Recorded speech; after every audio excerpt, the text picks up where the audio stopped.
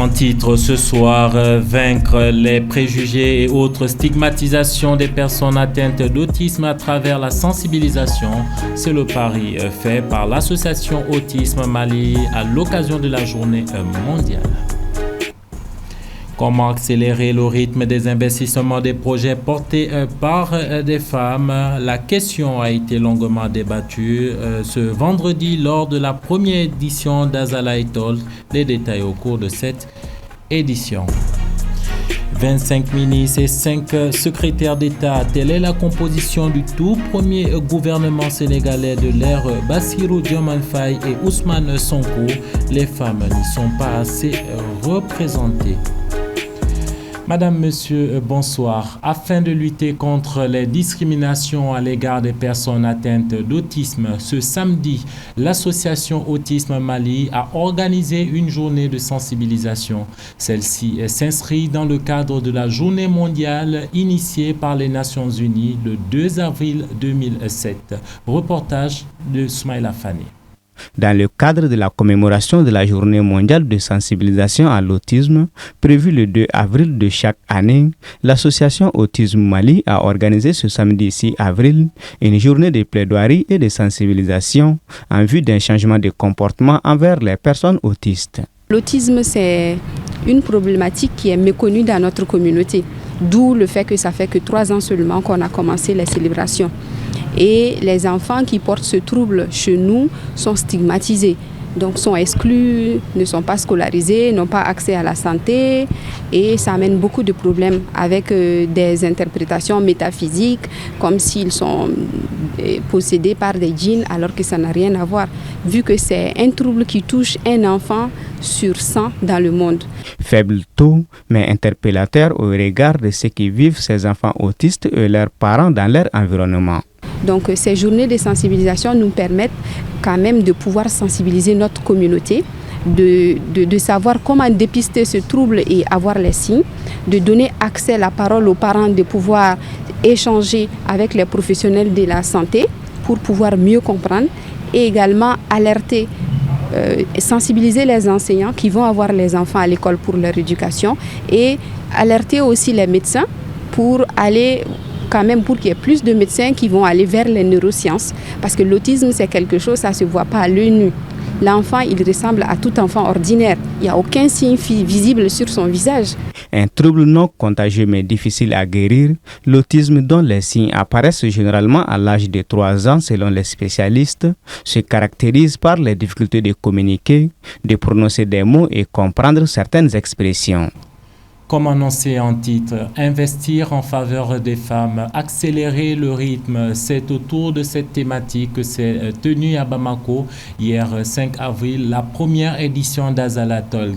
Organisée par la fondation du groupe hôtelier Azalaï, cet événement s'inscrit dans le développement et la promotion des femmes en les positionnant à des niveaux managériaux élevés selon les initiateurs. Le point avec Paul Yapinguessan. Azala Hotel, dans un engagement en tant qu'entreprise citoyenne, a créé cet espace d'échange et de réseautage pour diverses couches de la société pour apporter sa pierre à l'édifice en offrant un lieu de discussion sur des thématiques clés.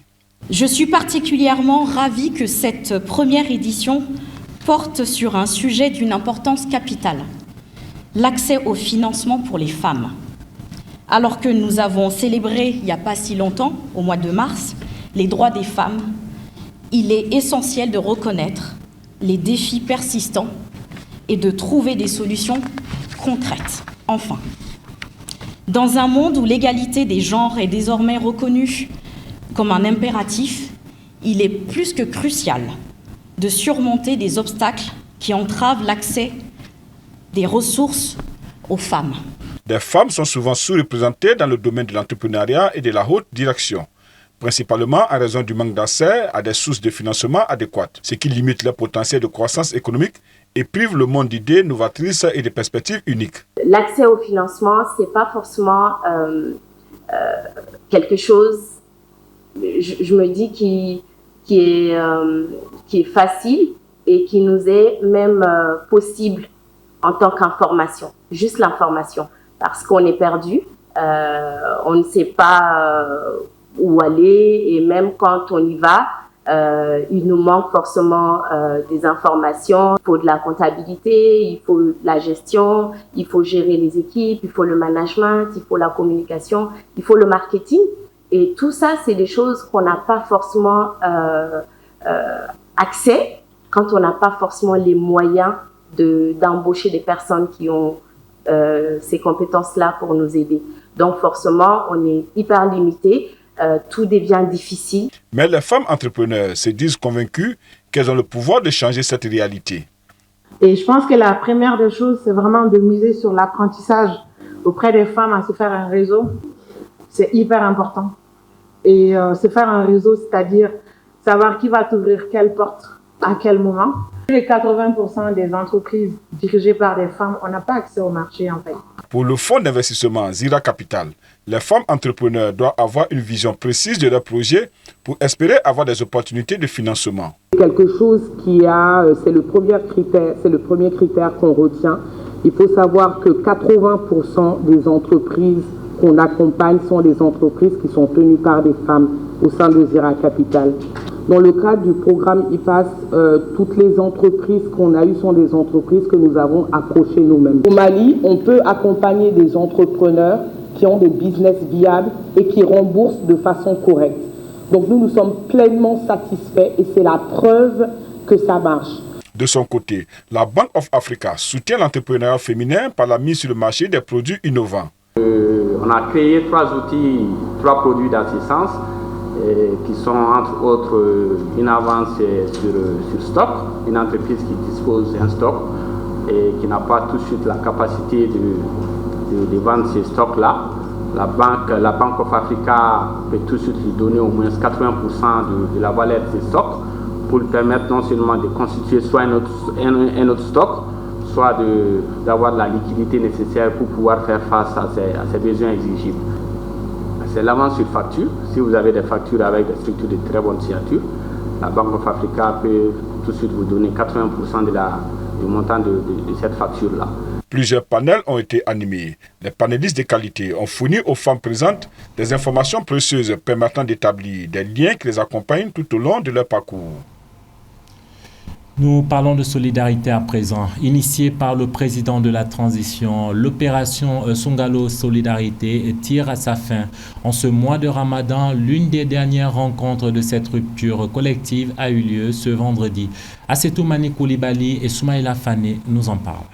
Lancé le 12 mars 2024 par les autorités de transition afin de soutenir les populations vulnérables durant le mois de Ramadan et de Carême chrétien, cette première édition de Songalo Solidarité a enregistré de nombreuses cérémonies de rupture collective de jeûne entre les membres du gouvernement et les citoyens. Ce vendredi saint, le dernier de ces mois de Ramadan, la commune 4 a accueilli l'une des dernières rencontres de cette rupture collective. Je voudrais vous souhaiter la cordiale bienvenue à cette cérémonie de rupture du jeûne ensemble, ici, au terrain Chaba de Lafiabougou. Mesdames et messieurs, le président de la transition, chef de l'État, son Excellence, le colonel Assimi Goïta, a profondément le souci des populations.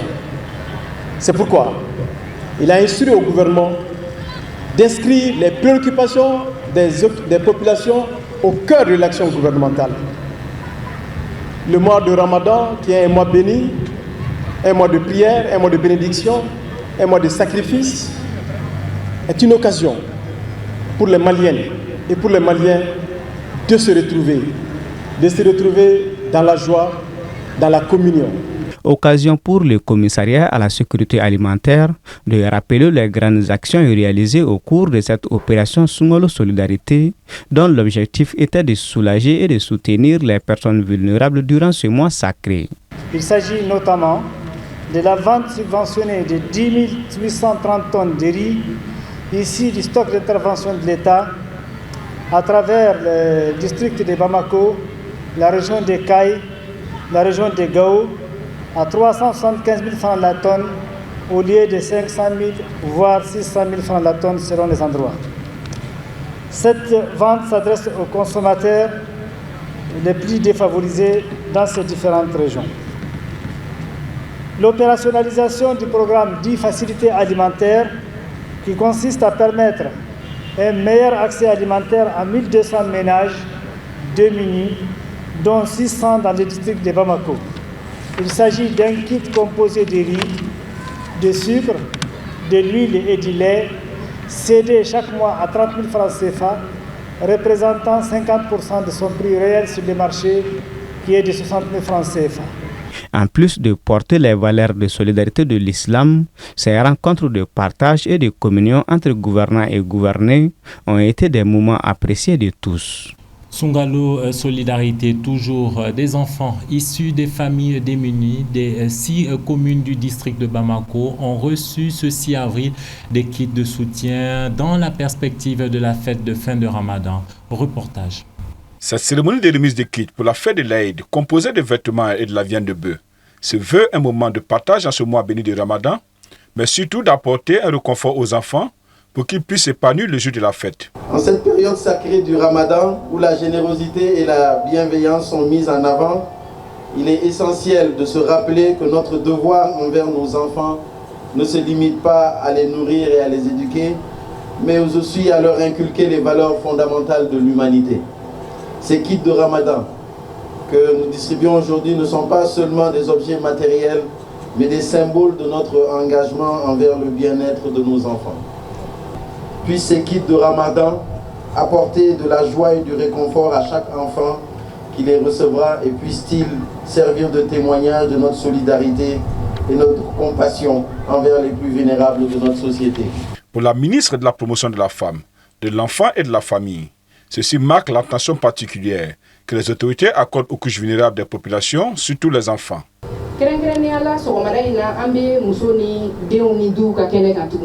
Parce que finum be ka benadi obe demsenu mission dia kosobe ni ye seli fonima selima fini do demseni kana ate mission dia donc anga ministre so konona no ye musoni de ni duga ministre so an no de famia an kongo seli donye demseni bele kanga ye chugo kilena parce que an yere be barake no li ka fere ke wala sa demseni be ka hakka kilen so demseni be ka lafia. Donc seli ye dombaye seli don fanana demseni beri kanka ye chugo kilina ali ni fini don chugo make kilini ni sonja ko ni chugo ya kake kili donc so ko mara ina anko fanga na bolola seli ke demseni somo ma mimba to be fini nunu don ou be seli ke ni sonja ko nonai. Cette donation de 600 pâtes de viande et de vêtements concerne les enfants et des parents démunis des 6 communes du district de Bamako. Dans l'actualité au Sénégal voisin, en bref, l'équipe gouvernementale du Premier ministre Ousmane Sonko est connue depuis ce vendredi 5 avril, constituée de 25 membres, dont 4 femmes à la tête des affaires étrangères, des pêches, de la famille et de la jeunesse et la culture. Ce nouveau gouvernement est également composé de 5 secrétaires d'État, tous des hommes. Selon Ousmane Sonko, ce gouvernement incarne le projet Une transformation systémique plébiscitée par le peuple du Sénégal le 24 mars dernier. Écoutons-le à ce propos. Le chef de l'État m'a chargé de lui proposer une équipe gouvernementale conforme à notre projet pour le Sénégal. Le gouvernement ainsi mis en place ce 5 avril 2024 est un gouvernement de rupture et d'appropriation des aspirations et attentes légitimes des populations. Le gouvernement de résultat, dont j'ai la responsabilité de la direction, va agir autour des priorités majeures suivantes. Premièrement, la jeunesse, l'éducation, la formation, l'entrepreneuriat et l'emploi des jeunes et des femmes. Deuxièmement, la lutte contre la vie chère et l'amélioration du pouvoir d'achat des populations. Troisièmement, la justice, la protection des droits humains, la bonne gouvernance, la transparence, la reddition des comptes et l'amélioration de notre système démocratique et électoral. Point final à cette édition d'information que j'ai pris plaisir à vous présenter. Madame, Monsieur, merci de votre fidélité.